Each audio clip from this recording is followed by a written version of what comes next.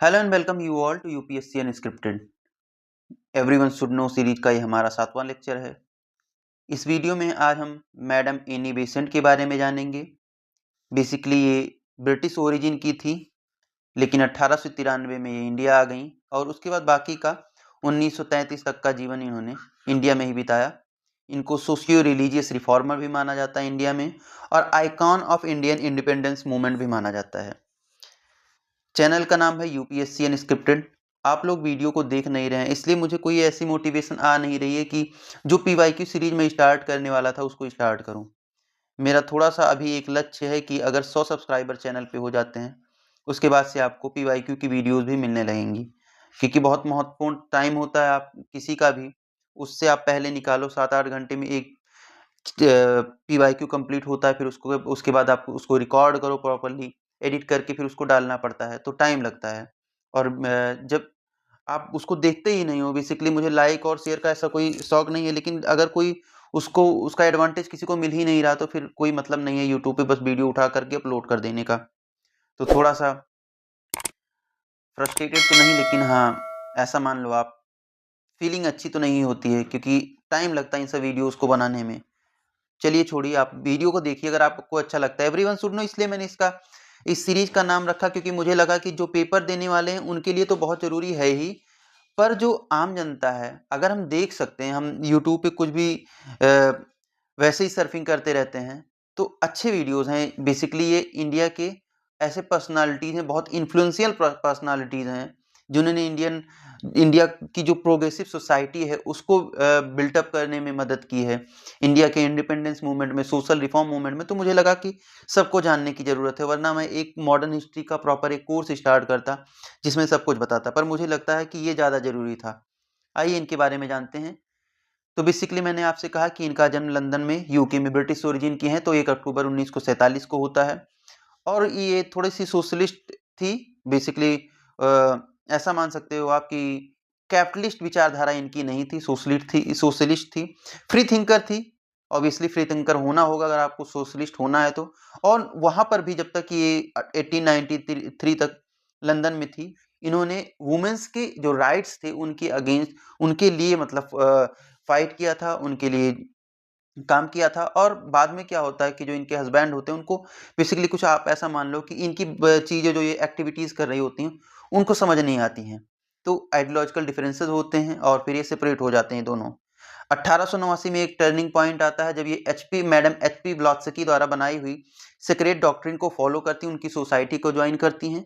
और 18 ये टाइम हो जाता है 1889 का, जब गांधी जी 1890 से 1893 के बीच में लंदन में लॉ की स्टडीज के लिए गए हुए थे। तो 1892 के आसपास यानी 1891 के आसपास ये इनी बेसेंट जी और एच.एस. ओकोलॉट, ये दोनों लोग एक कैफेटेरिया होता है वहाँ पे गांधी जी से मिलते भी हैं। तो बेसिकली अगर आप ऐसा मानो कि फर्स्ट एक्वेंटेंस इनका गांधी जी से या गांधी जी का इनसे कब हुआ था, तो वो जब लंदन में गांधी जी पढ़ाई कर रहे थे और उस समय ये भी लंदन में थी, तभी हुआ था। फिर उसके बाद 1893 में ये अपनी थियोसॉफिकल सोसाइटी के कुछ काम के लिए इंडिया आती हैं और फिर बाद में इंडिया की होके रह जाती हैं।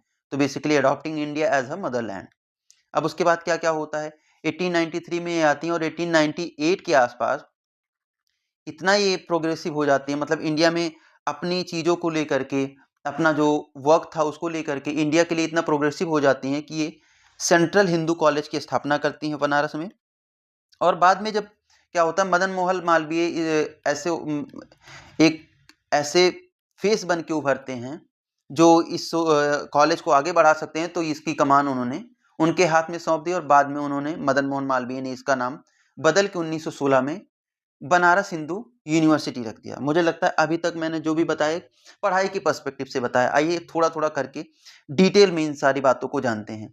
तो 1893 में वो इंडिया आती हैं, 1898 में सेंट्रल हिंदू कॉलेज की स्थापना करती हैं। बाद में इसकी कमान वो मदन मोहन मालवीय को सौंपती हैं। अब क्या होता है कि इनको यही लगता है कि अब मुझे अपनी थियोसॉफिकल वर्क्स के लिए ही लग जाना चाहिए इंडिया में। अब यहाँ इनके साथ में आए हुए होते हैं एच.एस. ओकोलॉट। और अभी जो 1907 में 1907 में इनको क्या होता है कि इनको कमान संभालनी होती है। बेसिकली ये जो थियोसॉफिकल सोसाइटी होती है, जब इंडिया में आकर के बनाती है थियोसॉफिकल सोसाइटी, तो 1907 में जब इनकी डेथ हो जाती है एच एस सोकोलॉट की, तो इनको कौन सी पोस्ट पे रखना पड़ता है, ये खुद इलेक्टेड प्रेसिडेंट बनती हैं थियोसॉफिकल सोसाइटी की। तो बेसिकली इंडिया में आने के बाद एच एस सोकोलॉट और ये दोनों लोग मिलकर थियोसॉफिकल सोसाइटी की स्थापना कहाँ पे करते हैं, मद्रास में करते हैं, और बाद में अडयार मद्रास में जो हेडक्वार्टर होता है उसको बनाते हैं। और 1907 तक ओकोलाट सर जो होते हैं वो sorry Olcott sir, I am sorry, Olcott उनका नाम है। आपको भी पता है प्रोनाउंसिएशन में प्रॉब्लम हो जाती है ऐसे ऐसे नाम से। अभी मैं आपको एक नाम बताऊंगा भी नहीं, क्योंकि इतना आसान होता नहीं सारे नाम आप प्रोनाउंस कर पाओ, ठीक। तो हेडक्वार्टर एस्टेब्लिश करती हैं अडयार में, और 1907 में 7 के बाद में बेसिकली सारा कमान यही संभालती हैं। उसमें क्या क्या करती हैं, ये फिलोसॉफिकल वर्क करती हैं, जैसे promoted the revival of Hinduism. और एक बात और, उन्होंने कौन सी, सेंट्रल हिंदू यूनिवर्सिटी, अगले 5 सालों में इनको हिंदू फिलॉसफी से, हिंदू एपिक्स से, हिंदू की जो कल्चर है उससे इतना लगाव हो जाता है कि मतलब वहां तो रही होंगी क्रिश्चियन ही रहेंगे ना वो, पर यहाँ पे आकर के उनसे, उनको हिंदू फिलॉसफी से उनको लगता था कि यहाँ पे टॉलरेंस ज़्यादा है। बेसिकली इस फिलॉसफी में, इंडियन कल्चर में टॉलरेंस बहुत ज़्यादा है, और बहुत अच्छी अच्छी चीज़ें उनको मिली, क्योंकि उन्होंने, बाद में आपको बताऊंगा कि मतलब धर्म की जो भी पुस्तकें थी हिंदू धर्म की, उन्होंने छोड़ा नहीं, मेजॉरिटी में पढ़ाई की, और बाद में भगवत गीता को ट्रांसलेट भी करती हैं। ये सब चीज़ें आपको आगे मिलेंगी। तो promoted the revival of Hinduism and Buddhism, framing reform as return to ancient purity rather than western imitation. Western imitation का मतलब समझो, जैसे अभी आज के समय में आप क्या करते हो, आपको क्या लगता है, इंग्लिश हर किसी को पढ़ना है। बेसिकली आप तो ये मान के चलो जो गवर्नमेंट कॉलेजेस हैं वो धीरे धीरे बेकार ही हैं, क्योंकि उनमें कोई जाता है नहीं। प्राइमरी स्कूल, सेकेंडरी स्कूल आप देख लो, क्यों, क्योंकि वहाँ पे टीचर, तो देखो टीचर की क्वालिटी बहुत अच्छी है, गवर्नमेंट इतने सारे एग्जाम लेके उनको वहाँ पे ले आ रही है, पर प्रॉब्लम क्या है कि पढ़ाई क्या हो रही है वहाँ पे रियल में ऐसी नहीं। तो इसलिए लोग सीबीएसई बोर्ड या आईसीएसई बोर्ड में अपने बच्चों को भेजते हैं, क्यों, क्योंकि इंग्लिश आनी चाहिए। और दुनिया की जितनी भी कंपनियां हैं चाइना छोड़ के जो भग रही हैं इंडिया में, क्यों, इन्वायरमेंट तो एक रीजन है, उनको लगता है कि जो इंग्लिश स्पीकिंग यहाँ की पॉपुलेशन है ना वो उनसे भी ज्यादा है। रिसेंट में एक ईयू और इंडिया एफटीए साइन हुआ है, उसमें आप देखो जो 27 कंट्रीज है ईयू की, उनकी टोटल पॉपुलेशन 600 मिलियन है, मतलब 60 करोड़, हमारी 1.4 बिलियन, 140-145 करोड़ के आसपास हम अकेले हैं। तो सोच के देखो, दुनिया में टॉप पे है इंग्लिश, दूसरे नंबर पे मैंड्रिन, और तीसरे नंबर पे हिंदी भाषा बोली जाती है, ठीक, तीसरे नंबर पे हिंदी भाषा बोली जाती है शायद, थोड़ा सा मैं कंफ्यूज हूँ, तीसरे या चौथे पे, शायद तीसरे पे स्पेनिश है, चौथे पे हिंदी है, या तीसरे पे हिंदी है। लेकिन आप ये देखो, उस हिंदी के बियॉन्ड भी जो इंग्लिश टॉप पे, उसमें इंडिया का बहुत क्रिटिकल रोल है। आप चाइना में जाओगे, आपको ऐसा नहीं मिलेगा कि हर कोई इंग्लिश बोल रहा हो। तो बेसिकली जो वेस्टर्न इमिटेशन उस टाइम पे आ रही थी, क्योंकि आपको मैंने पढ़ाया कि राजा राम मोहन राय ने, देवेंद्रनाथ टैगोर ने, आगे वाले आने वाले विश्वचंद्र विद्यासागर, सब लोगों ने मतलब वेस्टर्न फिलॉसफी को प्रमोट किया कि आप इससे रेशनल हो सकते हैं, अपना तो पढ़ो ही लेकिन इसको भी पढ़ो। लोग इंग्लिश पे फोकस करने लगे, जिससे आपको ये समझ आया कि बेसिकली उनका माइंडसेट क्या है अंग्रेजों का, ये सारी चीजें जानने के लिए इंग्लिश जो बुक्स होती थी उनको पढ़ने के लिए। तो उन्होंने कहा कि इमिटेट मत करो, आप अपने कल्चर को फॉलो करो। आपको मैं बताऊं, जापान में लोग जो लैंग्वेज कन्वर्टर होता है, कान वान में कुछ लगा के, उसको मुझे प्रॉपरली नहीं पता क्या बोलते हैं उसको, वो लगा के चलते हैं एक दूसरे से कम्युनिकेट करने के लिए। अपनी भाषा में तो कम्युनिकेट कर सकते हैं, लेकिन उनके पास प्रॉपर इक्विपमेंट होता है कि कोई मान लो इंग्लिश में बोल रहा तो जापानीज में उसको कन्वर्ट कर सकते हैं। मैंने बहुत सारे वीडियो देखे व्लॉगर्स के, उनका क्या है कि वो चाइना में जाते हैं, और चाइना में रेलवे स्टेशन पे प्लेटफॉर्म से आपको टिकट चाहिए, आपको क्या करना होता है, पहले आप इंग्लिश में बोलते हो, फिर चाइनीज में वो कन्वर्ट करता है, फिर उसके बाद में ट्रांसलेट करता है, फिर उसके बाद आप क्या करते हो, सामने बैठे हुए जो भी वहाँ पे वुमेन या मेन होते हैं, उनका आप दिखाते हो कि ये टिकट हमें चाहिए, उसी को वो पढ़ते हैं, क्योंकि वहाँ पे मैंड्रिन को इम्पोज किया गया है। हमारे यहाँ अभी हम कंफ्यूज हैं कि हमें हिंदी ऑल ओवर इंडिया चलाना चाहिए या फिर साउथ में प्रॉब्लम हो जाती है। बेसिकली आप समझो, मैं उस चीज़ में जाना नहीं चाहता हूँ अभी, जो हम पढ़ रहे हैं बस उसी को पढ़ते हैं। तो इसीलिए उन्होंने कहा था कि इमिटेट मत करो। वो लंदन से आई हुई थी, उनको ये समझ आ रहा था कि इंडिया में बेसिकली चल क्या रहा है, और अगले 5 से 7 सालों में वो इंडिया की हो गई थी पूरी तरीके से, जो हम नहीं हो पाते हैं। हम अपनी फिलॉसफी को छोड़ के और वेस्टर्न फिलॉसफीज अपनाते हैं। मैं आपको पहले भी शायद एग्जांपल दे चुका हूँ कि अफ्रीकन कंट्रीज में करंट जो अमेरिकन गवर्नमेंट है, वो ये कह के कि क्रिश्चियनिटी को सप्रेस किया जा रहा है, तो हम वहाँ पे बॉम्बिंग करेंगे, ये कह के ये सारी चीज़ें करते हैं। और हम अपने धर्म को बेसिकली, इंडिया तो मुझे लगता है सर्वधर्म संभाव है, कोई ऐसा धर्म नहीं जो इंडिया में नहीं रह रहा हो, फिर भी हम अपनी कल्चर को नहीं फॉलो करना चाहते हैं। बेसिकली मैं कोई ऐसा धार्मिक लेक्चर नहीं दे रहा हूँ, बस मेरा ये है, धर्म का मतलब है कि कल्चर, धर्म का मतलब ये नहीं रूढ़वादी बनना, अपने कल्चर को फॉलो करो, ठीक, बस इतनी सी बात है। तो उसके बाद क्या होता है, अब इनकी चीज़ों को जैसे थियोसॉफिकल सोसाइटी में ये जो सोशल वर्क्स होते हैं, इन सारी चीज़ों को करना स्टार्ट करती हैं। वुमेन्स के लिए एजुकेशन के लिए वो फाइट करती हैं, एजुकेशन के लिए स्कूल्स वगैरह बनाना स्टार्ट करती हैं। फिर क्या होता है, गवर्नमेंट को समझ आता है, इनको समझ आता है 1914 के आसपास कि ये सारे काम ऐसे नहीं होने वाले हैं, मुझे पॉलिटिक्स में उतरना होगा। अब पॉलिटिक्स में उतरने के लिए पहले आपको कुछ तो इन्फ्लुएंस चाहिए होगा, तो उन्होंने दो, एक कॉमनवेल्थ और एक new India, basically new India जो था फॉर्मली मद्रास स्टैंडर्ड इसका नाम था, इसको इन्होंने परचेज किया, नाम चेंज किया इसका। डेली न्यूज़पेपर था ये, एक मतलब ये डेली न्यूज़पेपर था और ये वीकली था, कॉमनवेल्थ, ठीक, दोनों 1914 में आते हैं। इसका नाम न्यू इंडिया, इसका नाम कॉमनवेल्थ। और किस लिए, होम रूल जो स्टार्ट करने वाली थी, जो बेसिकली ये मान के चलो सिमुलेटिंग था, जो आयरिश रूल था, आयरिश में चल रहा था होम रूल, उसी को इन्होंने कॉपी किया था और उसी को इंडिया में उसी के थ्रू इंडिया में ये सारी चीज़ें रेवोल्यूशनाइज करना चाहती थी। तो बेसिकली इन्होंने होम रूल मूवमेंट स्टार्ट किया। अब दो लोग मिलकर होम रूल लीग मूवमेंट को स्टार्ट करते हैं। होम रूल मूवमेंट को स्टार्ट करते हैं कौन, एक तिलक होते हैं, दूसरा एनी बेसेंट। तिलक का जो होता है थोड़ा ऐसा मान लो रिस्ट्रिक्टेड एरिया में होता है और इनका ऑल ओवर इंडिया होता है, बेसिकली ऑल ओवर इंडिया घूमती हैं, जर्नी करती हैं यहाँ से वहाँ और लोगों को समझाती हैं कि बेसिकली होम रूल मूवमेंट है क्या। आप एक क्वेश्चन आता है कि इंक्लूडिंग, तो हाँ इंक्लूडिंग बॉम्बे को भी इन्होंने इंक्लूड किया था।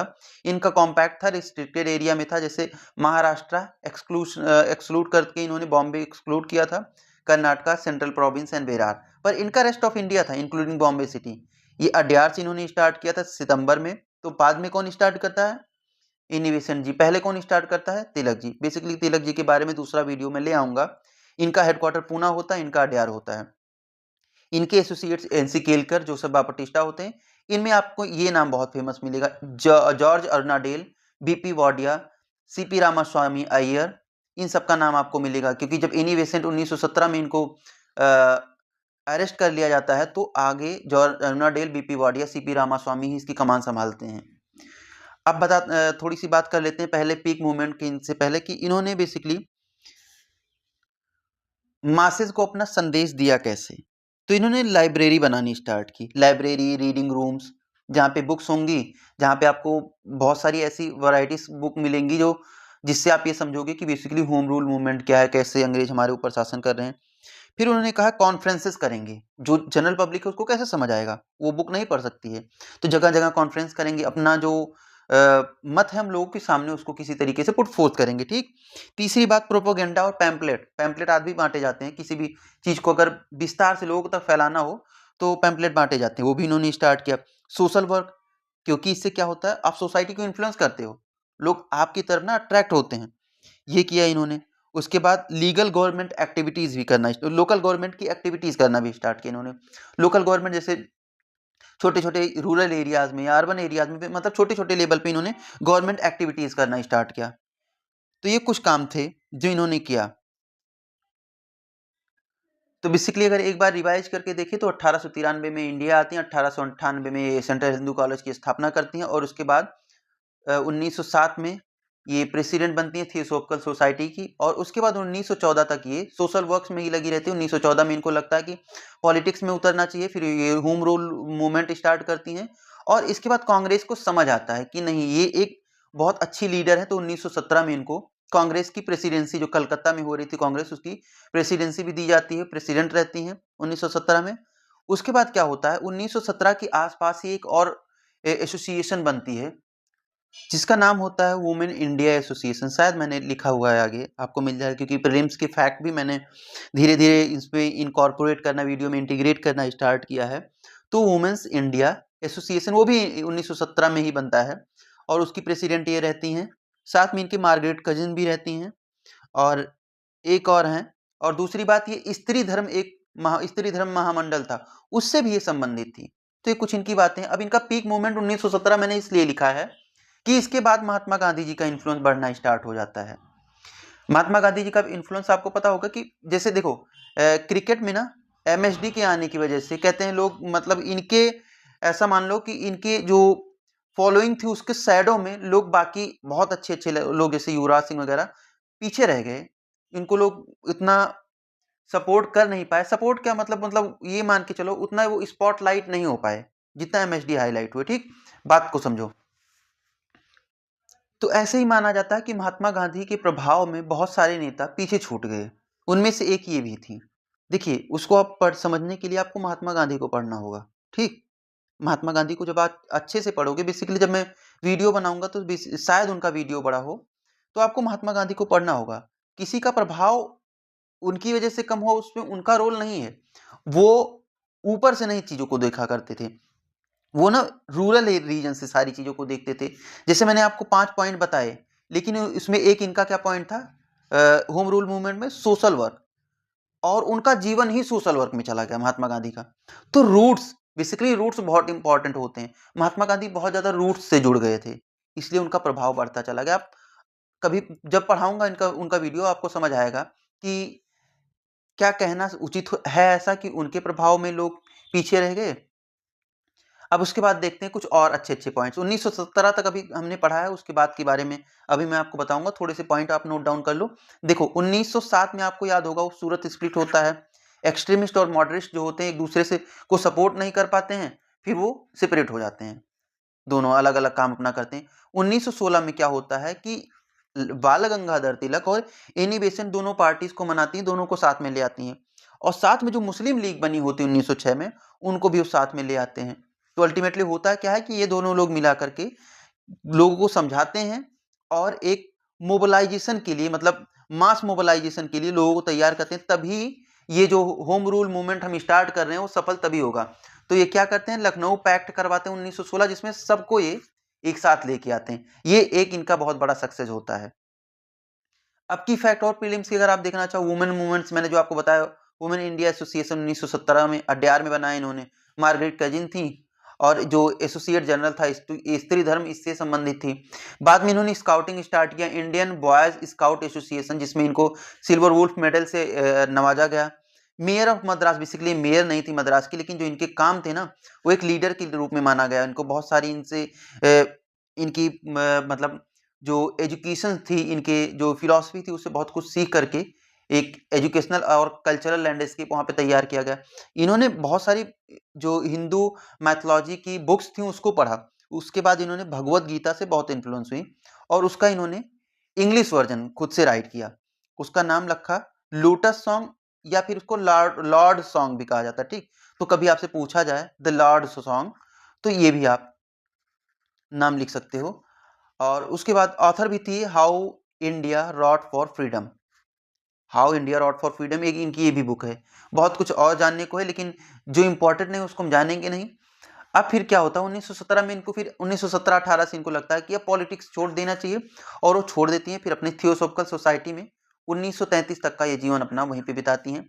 20 सितंबर 1933 को अड्यार में इनकी डेथ हो जाती है। और she focus on theosophy and the world teacher project, जिसमें जे कृष्णा मूर्ति भी शामिल थे। ठीक, तो लीगेसी के रूप में अगर आप इनके देखना चाहो तो ये डायमंड सोल थी। और इन्होंने, मतलब आप ये मान सकते हो ना, क्योंकि कोई बाहर से आया हो, और बेसिकली ये ब्रिटिश ओरिजिन की थी, लंदन से आई थी, तो इन्होंने एक काम किया इंडिया को जगाने का, कि जो आपको लग रहा है कि हमारे लिए बहुत कुछ अच्छा किया जा रहा है, वो ऐसा है नहीं। अपने रूट से जुड़ना ज़्यादा इंपॉर्टेंट है। ये मैं नहीं कह रहा हूँ, ये वो कह रही थी। उसी को मैंने थोड़ी देर पहले सिमुलेट किया था कि रूट से जुड़ना बहुत इंपॉर्टेंट है। मैंने कुछ फैक्ट्स भी डाले हैं। फैक्ट्स क्या ही हैं, फैक्ट्स तो पहले बता दिए। ये प्रीलिम्स का एक क्वेश्चन है, आप चाहो तो कर सकते हो। ये मैंने 2 मेंस के क्वेश्चन डाले हैं, जो यूपी पीसीएस वाले करना चाहते हैं कर सकते हैं। यूपीएससी के लिए बढ़िया क्वेश्चन है। जब मैं आपको तिलक को पढ़ा दूंगा तो आप उसके बाद इस क्वेश्चन को करना, ज़्यादा सही रहेगा। तो एक बार फिर से जल्दी-जल्दी करके रिवाइज कर लेते हैं। 1847 में इनका जन्म होता है। 1893 में 1891-92 के पास इनका फर्स्ट एक्विनेंटेंस होता है गांधी जी के साथ। 1893 में वो इंडिया आ जाती हैं, और 1898 तक ये हिंदू माइथोलॉजी और इंडियन कल्चर से इतना एसोसिएट हो जाती हैं, इतना एफिलिएट हो जाती हैं कि इन्होंने इतना जुड़ जाती हैं खुद से, कि इन्होंने सेंट्रल हिंदू कॉलेज की स्थापना 1898 में करती हैं। बाद में इसकी कमान मदन मोहन मालवीय को सौंप देती हैं, और 1916 में वो उसका नाम बदल करके कौन सा कॉलेज, बनारस हिंदू यूनिवर्सिटी रख देते हैं। उसके बाद ये 1907 में बेसिकली जो पहले आने के बाद ऑलकॉट और ये दोनों लोग मिल करके अड्यार में, महाराष्ट्र अड्यार में थियोसोफिकल सोसाइटी की स्थापना करते हैं। 1907 तक बेसिकली प्रेसिडेंट ऑलकॉट साहब रहते हैं। उसके बाद 1933 तक अपने पूरे जीवन पर्यंत ये उसकी प्रेसिडेंट रहती हैं, जब तक इनकी डेथ नहीं हो जाती है। 1914 में इनको लगता है कि हमें सोसाइटी पॉलिटिक्स में उतरना चाहिए, क्योंकि सोसाइटी के लिए कुछ अच्छा करना तो पॉलिटिक्स से ही हो सकता है। फिर 1914 में जब ये आती हैं तो अपनी बातों को लोगों तक फैलाने के लिए 2 कॉमनवेल्थ और न्यू इंडिया 2 न्यूज़पेपर का यूज़ करती हैं। फिर 1916 में ये तिलक जी के साथ में मिलकर के होम रूल तो स्टार्ट ही करती हैं, साथ में एक लखनऊ पैक्ट करवाती हैं जिसमें एक्सट्रीमिस्ट और मॉडरेट को साथ में लेके आती हैं। साथ में जो मुस्लिम लीग होती है उसको भी साथ में ले आकर के एक मास मोबिलाइजेशन करवाने की कोशिश करती हैं। 1917 में इनको गिरफ्तार कर लिया जाता है, तो इसके बाद जॉर्ज अर्नाडेल और कुछ दिनों के लिए गिरफ्तार किया जाता है, ऐसा बहुत समय के लिए नहीं रहती हैं। तो उस बीच में जॉर्ज अर्नाडेल, बीपी वाडिया वगैरह इनकी जो होम रूल मूवमेंट होता है उसका कमान इनकी साइड से संभालती हैं। ये होम रूल मूवमेंट इनका जो था वो एक मतलब ब्रॉडर सेंस में था, ये इंडिया के सारे रीजन को कवर कर इन्होंने किया था, except those reasons which were covered by Tilak ji, ठीक। और उसके बाद 1917 में ये कांग्रेस की प्रेसिडेंट भी बनती हैं, कलकत्ता सेशन होता है और वुमेन इंडिया एसोसिएशन ये की स्थापना मार्गरेट कजिन के साथ में मिलकर करती हैं, उसकी भी ये प्रेसिडेंट रहती हैं। 1917 के बाद महात्मा गांधी जी के आने से इनका इन्फ्लुएंस धीरे धीरे कम होता है, तो ये उस पॉलिटिक्स से बाहर निकल जाती हैं और 1933 तक थियोसोफिकल सोसाइटी में रह के देश के लिए काम करती हैं। इनको डायमंड सोल भी कहा जाता है और इन्होंने इंडिया को जगाने का काम किया था। बस इतना ही था। तो मुझे लगता है एक बार मैंने लास्ट में समराइज़ कर दिया। आगे की वीडियो में भी मैं ट्राई करूँगा कि समराइज़ करूँ, क्योंकि बीच में कुछ-कुछ ऐसा हो जाता है कि थोड़ा रूट चेंज हो जाता है ना? और मुझे लगता है कि बता देना अच्छा होता है। तो इस वीडियो में इतना ही था। चैनल का नाम है यूपीएससी अनस्क्रिप्टेड और आपको क्यूआर कोड मैंने दे दिया टेलीग्राम चैनल का। वैसे भी अगर आप देखना चाहो तो मैंने डिस्क्रिप्शन बॉक्स में लिंक दे रखा है और साथ में जो पिछले 5 सालों में पीवाईक्यू कराए हैं यूपीएससी के, उसका भी लिंक दे रखा है। साथ में एवरीवन शुड नो सीरीज का भी लिंक दे रखा है, तो आप चाहें तो उसको जाकर के वहाँ से वीडियो देख सकते हैं। तब तक के लिए धन्यवाद।